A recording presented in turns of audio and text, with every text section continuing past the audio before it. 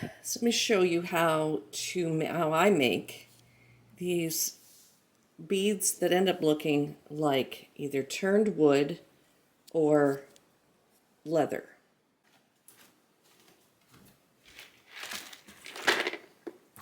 Okay, my latest mindfulness practice has been making paper beads.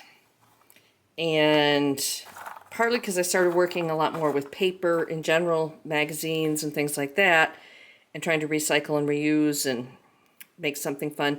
So I just started making, your basic, can we focus? Hello, where are we going to focus? There we go. Paper beads out of some catalogs and magazines. And they're very pretty. But as I do, I started going down some deep rabbit holes.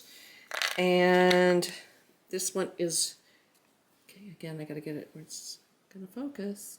This one's a paper bead, but wrapped in fabric and embroidery, little snippets of embroidery thread. I started doing some that are completely fabric wrapped. These have little caps on the ends. I don't know how successful that was. And I liked that. Here's a fun one out of fabric. This one's been glazed and sealed pretty well. So I was just trying to use up bits and pieces. But, we opened a whole can of worms here, and I started making more. And here, this was the other night, a couple nights when I was really vegging out in front of the TV. I had some massive amounts of multicolored, cardstock. And I just cut a bunch of triangles and mainly triangles, I guess, for these to make this shape. This is also a shape I really like. The kind of conical shape kind of reminds me of seashells. Those like pointy seashells.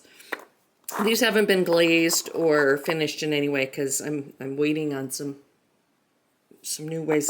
I'm experimenting with some new ways to do that.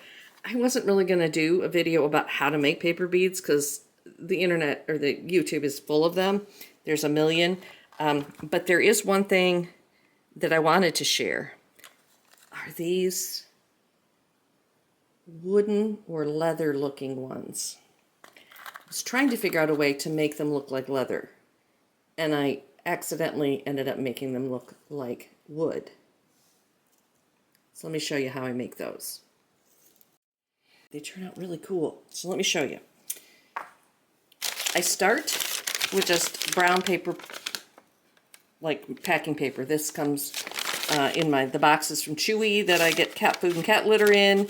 You could use a lunch bag. You could use a grocery sack. Any kind of brown craft paper. This is fairly thin.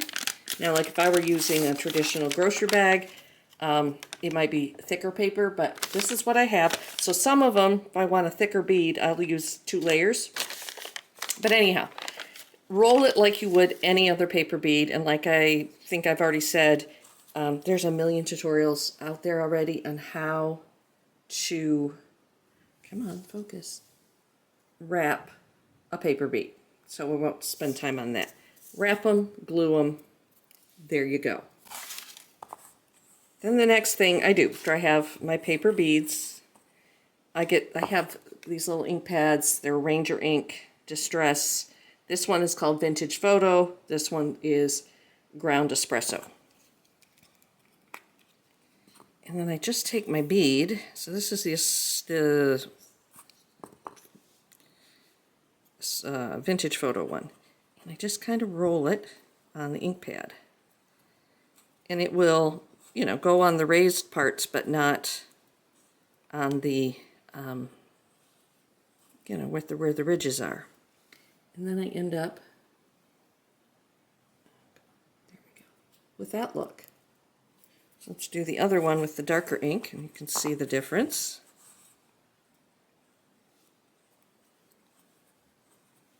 I think I like the lighter brown, personally, but it doesn't really matter.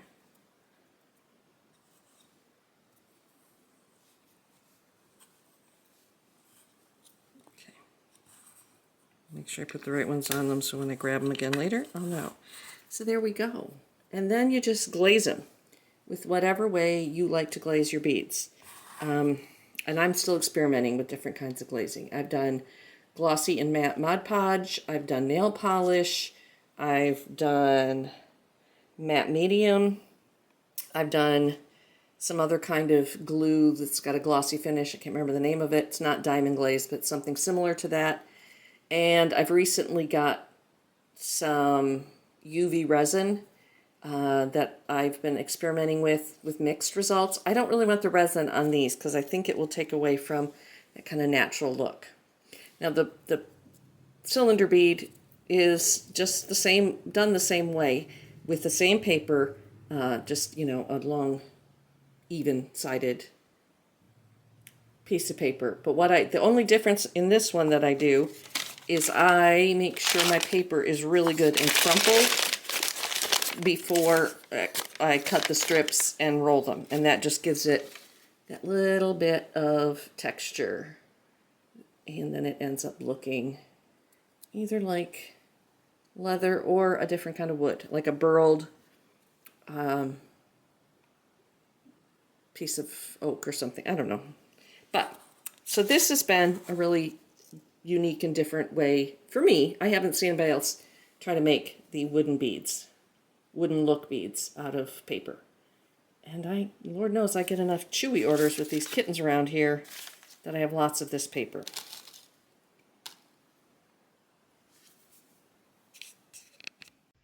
At the end of this video, I thought I would share with you some video from a local community art project. This is the second year of the Selma Mural Festival, and they bring in 8 artists to help design and create these murals, one for each ward in the city.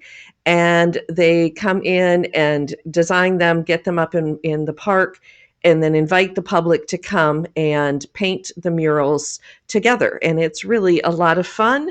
And this one is Ann Smith Reeves, a daughter of a friend of mine. But aren't they stunning? Aren't they beautiful? And it's really always a really good time to come and join in the community making art. It is led by my friends Trey and Helene Taylor. This is one of Trey's pieces. He has a number of mural pieces around the Black Belt of Alabama and elsewhere. I will link his website in the description below.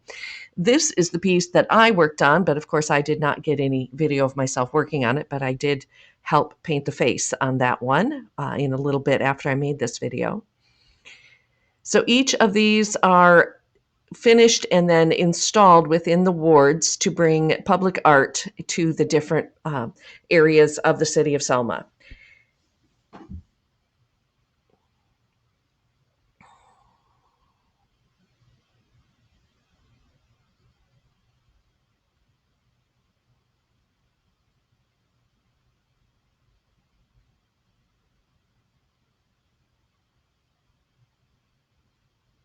It's quite a variety of art styles and images and subject matter, as you can see. I came kind of late in the day, so a lot of the art was done or almost done, and the crowds had kind of cleared out. Now, after the another part of the Mural Fest is Trey takes each of the artists, all the artists together into the schools to work with the kids to bring art into our schools and our community. And they painted these, each one of these is a strip of canvas, and the artists, they worked with the kids to paint these. And this is, Trey and I laid them out to make banners. And then I brought them home and sewed the banners, the strips together to make each of these banners, and added hanging loops and things. So they will be hung back up in the school where these were made so the kids can see their art on display. And it was really lovely to help in this way to bring art into the schools and to thank you for joining me for this little video. I hope you enjoyed it and learned a little something. And I will be back soon with another video. So as I always say, peace out, love you lots, take care of yourselves, and we will see you soon. Bye.